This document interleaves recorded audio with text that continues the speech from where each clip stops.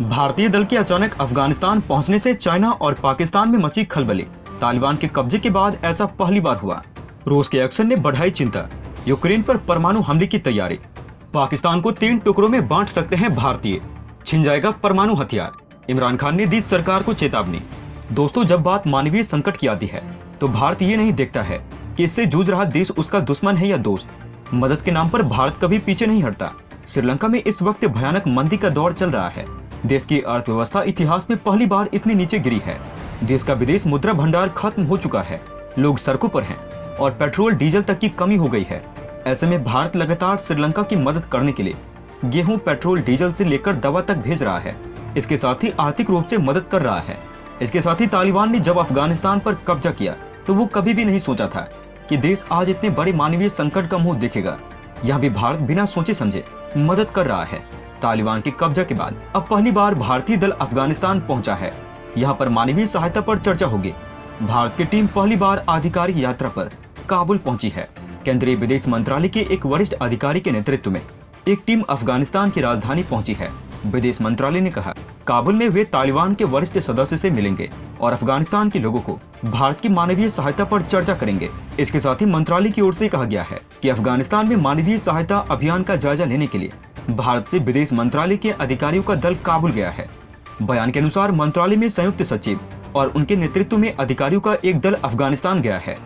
इसमें कहा गया है, ये दल मानवीय सहायता से संबंध विभिन्न अंतर्राष्ट्रीय संगठनों के प्रतिनिधियों से मुलाकात करेगा और संभवतः उन स्थानों पर भी जाएगा जहां भारतीय कार्यक्रम परियोजना लागू की जा रही है। इसके आगे मंत्रालय ने कहा, अफगानिस्तान के लोगों की जरूरतों को ध्यान में रखते हुए भारत अब तक 20,000 मीट्रिक टन गेहूं, 13 टन दवा, 5 लाख कोविड रोधी टीके की खुराक, सर्दी में उपयोग किए जाने वाले कपड़े आदि वहां भेज चुका है। मंत्रालय ने कहा है, भारतीय दल तालिबान नेताओं से मुलाकात कर अफगानिस्तान में लोगों के लिए भारतीय मानवीय सहायता के बारे में भी चर्चा करेंगे। दोस्तों, सत्ता में लौटने को बेचैन इमरान खान ने एक ऐसा बयान दिया है जिसे सुनकर पाकिस्तानी आवाम सहम उठी है। दरअसल पूर्व प्रधानमंत्री इमरान खान ने कहा, पाकिस्तानी सेना अगर मौजूदा हालात में हस्तक्षेप नहीं करती है तो देश के 3 टुकड़े हो सकते हैं। इमरान खान ने बुधवार को चेतावनी दी है कि अगर सेना सही फैसले नहीं लेती है तो पाकिस्तान 3 हिस्सों में टूट जाएगा। इमरान ने कहा कि अगर सही फैसले नहीं लिए गए तो देश आत्महत्या के कगार पर खड़ा हो जाएगा।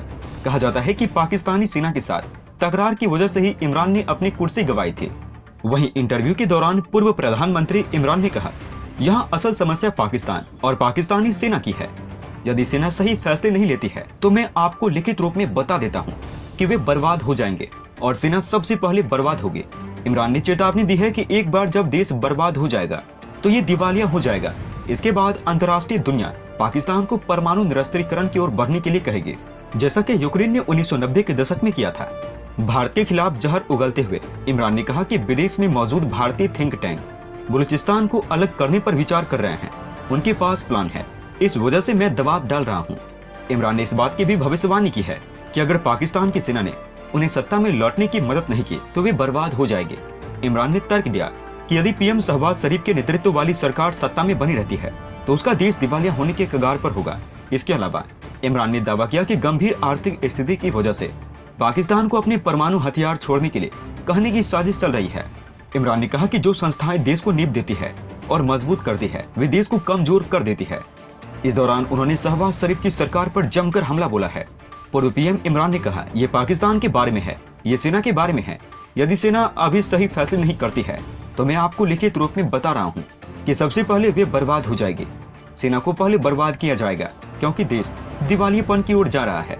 दोस्तों, यूक्रेन के खिलाफ रूस आखिरी जंग की तैयारी कर रहा है। अब रूसी सेना पूरी ताकत से यूक्रेन पर हमला करने के लिए एक खास प्लान पर काम कर रहा है। ऐसा लगता है कि रूस यूक्रेन पर न्यूक्लियर यानी परमाणु हमले की तैयारी में है, क्योंकि उसने अपने 1000 जवान को यार्स स्ट्रेटेजिक मिसाइल कॉम्प्लेक्स के साथ युद्धाभ्यास पर भेज दिया है। रूस के इवानोवो इलाके में Yars mobile ground based missile system को तैनात किया गया है। इसे संचालित करने के लिए स्ट्रेटेजिक मिसाइल फोर्स को इवानोवो भेज दिया गया है। ये लोग लगातार कॉम्बैट पेट्रोल रूट्स पर काम कर रहे हैं। रूस के रक्षा मंत्रालय के मुताबिक इस युद्धाभ्यास में 1000 जवानों को शामिल किया गया है। इनके साथ यार्स स्ट्रेटेजिक मिसाइल के 100 यूनिट भेजे गए हैं। इन सभी यूनिट को जोड़ा जाएगा। इन्हें करीब 100 किलोमीटर के इलाके में तैनात किया जा रहा है, वो भी अलग अलग फील्ड पोजीशन के हिसाब से। इसके बाद इन मिसाइलों की किलेबंदी इंजीनियरिंग विंग करेगी, इन्हें कैमोफ्लाज करेगी और कॉम्बैट सुरक्षा पर पूरा ध्यान देगी। स्ट्रेटेजिक मिसाइल फोर्स रूस के स्ट्रेटेजिक न्यूक्लियर फोर्स का एक महत्वपूर्ण हिस्सा है। ये किसी भी विरोध या संघर्ष को दबाने के लिए परमाणु हथियारों का उपयोग कर सकता है। ये परमाणु हथियार यार्ड्स कॉम्प्लेक्स पर बने हैं। ये 11,000 किलोमीटर की रेंज तक मार करने की क्षमता रखते हैं। आइए जानते हैं कि इस मिसाइल सिस्टम के बारे में। यार्ड्स स्ट्रेटेजिक मिसाइल कॉम्प्लेक्स में मौजूद मिसाइल को RS-24 यार्ड्स कहते हैं या फिर इन्हें तोपोल MR भी कहते हैं। ये एक अंतर महाद्वीपीय बैलिस्टिक मिसाइल है जो रूस के स्ट्रेटेजिक मिसाइल फोर्स में साल 2010 से तैनात है। एक RS-24 यार्ड्स मिसाइल का वजन 49,600 किलोग्राम है। ये 23 मीटर लंबी और इसका व्यास 2 मीटर का है। इस मिसाइल की नाक पर 300 से 500 किलोटन के 3 से 6 मल्टीपल टारगेट व्हीकल को लॉन्च किया जा सकता है। इसके साथ ही 150 किलोटन के 6 9 वॉरहेड लगाए जा सकते हैं, यानी एक बार में 3 से 9 ठिकानों पर घातक हमला किया जा सकता है। यह मिसाइल आवाज की गति से 20 गुना ज्यादा स्पीड यानी मैक 20 पर उड़ती है, यानी 24,500 किलोमीटर प्रति घंटा की रफ्तार से। रूस की GPS सिस्टम यानी ग्लोनास की मदद से ये नेविगेट करती है। इसकी सटीकता इतनी है कि अगर टारगेट पर गिरे और वो भागने की कोशिश भी करे तो 150 मीटर के दायरे में सब कुछ जलकर खत्म हो जाएगा। RS-24 यार्ड्स मिसाइल को ट्रक जैसे मोबाइल लॉन्चर से दागा जाता है। एक ट्रक पर एक साइलो होता है जिसके अंदर मिसाइल होती है। रूस 2012 से 2022 तक इस मिसाइल की 10 सफल टेस्टिंग कर चुका है।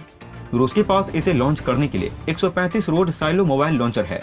इसके अलावा 14 साइलो बेस्ड लॉन्चर यानी ग्राउंड से दागी जाने वाली मिसाइल।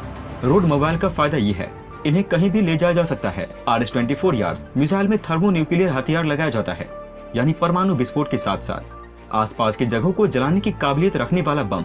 ये वॉरहेड ऐसे होते हैं जो किसी भी टारगेट को पूरी तरीके से नष्ट करने की क्षमता रखते हैं। अगर उसने इस मिसाइल का उपयोग यूक्रेन के लिए किया तो विश्व स्तर पर बहुत बड़े राजनीतिक और कूटनीतिक संघर्ष की स्थिति पैदा हो जाएगी। दोस्तों, अंत में हम आपसे एक महत्वपूर्ण जानकारी साझा करने जा रहे हैं। नीचे डिस्क्रिप्शन में दिए गए लिंक पर जाकर आप इंडियन आर्मी मर्चेंडाइज खरीदकर सपोर्ट कीजिए और पूरे देश का हौसला बढ़ा दीजिए। जाने से पहले वीडियो को लाइक और शेयर करें तथा चैनल को सब्सक्राइब करना न भूलें। तब तक के लिए धन्यवाद। जय हिंद, जय भारत। अच्छा सुनो, चैनल को सब्सक्राइब करो, उसके बाद घंटी बजा देना ताकि अगली वीडियो आपसे मिस न हो पाए। Thank you.